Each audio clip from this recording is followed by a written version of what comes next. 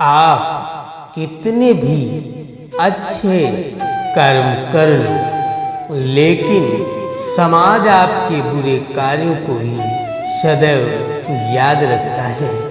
इसीलिए लोग क्या कहेंगे यह सोचने से बेहतर है कि आप अपना कर्म करें। जन्म लेने वाले के लिए मृत्यु उसी प्रकार निश्चित है जितना कि मरने वाले के लिए जन्म लेना। इसीलिए इस विषय पर शोक मनाना व्यर्थ है। मन अशांत है और उसे नियंत्रित करना कठिन है, लेकिन अभ्यास से इसे बस में किया जा सकता है। मेरे लिए समस्त प्राणी समान है, न तो कोई मुझे अत्यधिक प्रिय है और न ही कम, लेकिन जो मेरी भक्ति पूरे मन से करते हैं मैं सदैव आवश्यकता पड़ने पर उनके काम आता हूँ। मन की शांति से बढ़कर इस संसार में कोई भी संपत्ति नहीं है। जो मनुष्य फल की इच्छा का त्याग करके केवल कर्म पर ध्यान देता है वो अवश्य ही जीवन में सफल होता है। कोई भी इंसान जन्म से नहीं बल्कि अपने कर्मों से महान बनता है। अपना पराया छोटा बड़ा इत्यादि को भूलकर यह जानो कि यह सब तुम्हारा है और तुम प्रत्येक के हो। बिना फल की कामना ही सच्चा कर्म है। ईश्वर चरण में हो समर्पित वही केवल धर्म है।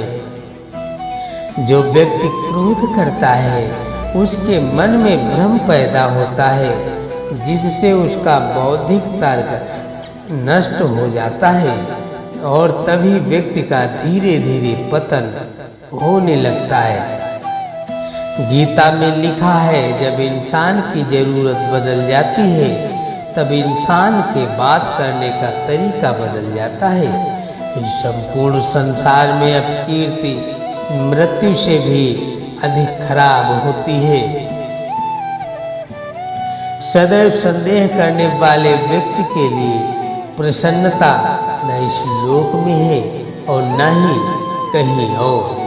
जीवन में सफलता का ताला दो चाबियों से खुलता है, एक कठिन परिश्रम और दूसरा दृढ़ संकल्प। जो मन को नियंत्रित नहीं करते उनके लिए वह शत्रु के समान कार्य करता है। कठिन परिश्रम से बचने के लिए व्यक्ति को भाग्य और ईश्वर की इच्छा जैसे बहानों के बजाय चुनौतियों का सामना करना चाहिए। गीता में कहा गया है कोई भी अपने कर्म से भाग नहीं सकता, कर्म का फल तो भुगतना ही पड़ता है। मनुष्य को अपने कर्मों के अच्छे और बुरे फल के विषय में सदैव सोचकर चिंताग्रस्त नहीं होना चाहिए। मनुष्य अपने विश्वास से निर्मित होता है, जैसा वह विश्वास करता है वैसा वह बन जाता है। जो मनुष्य प्रतिदिन खाने सोने और आमोद प्रमोद के कार्यों में लिप्त रहता है वह नियमित तौर पर योगाभ्यास करके समस्त कलेशों से छुटकारा पा सकता है। जब इंसान अपने काम में आनंद खोज लेते हैं तब वे पूर्णता को प्राप्त करते हैं। श्रीमद् भागवत गीता का मुख्य उद्देश्य मानव कल्याण करना है। इसीलिए प्रत्येक मनुष्य को सदैव मानव कल्याण की ओर अग्रसित रहना चाहिए। जो हुआ वो अच्छा हुआ, जो हो रहा है वो अच्छा हो रहा है, जो होगा वो भी अच्छा ही होगा। माफ करना और शांत रहना सीखिए। ऐसी ताकत बन जाओगे कि पहाड़ भी रास्ता दे देंगे। व्यक्ति को अपने इंद्रियों को बस में रखने के लिए बुद्धि और मन को नियंत्रित रखना होगा। जो होने वाला है वो होकर ही रहता है और जो नहीं होने वाला वह कभी नहीं होता। ऐसा निश्चय जिनकी बुद्धि में होता है उन्हें चिंता कभी नहीं सताती। किसी भी व्यक्ति को ना तो समय से पहले और न ही भाग्य से अधिक कुछ मिलता है, लेकिन उसे सदैव पाने के लिए प्रयत्नशील रहना चाहिए। इंसान हमेशा अपने भाग्य को कोसता है, या जानते हुए भी कि भाग्य से भी ऊंचा उसका कर्म है, जिसके स्वयं के हाथों में है। व्यक्ति को आत्मज्ञान के माध्यम से संदेह रूपी अज्ञानता को समाप्त करना चाहिए।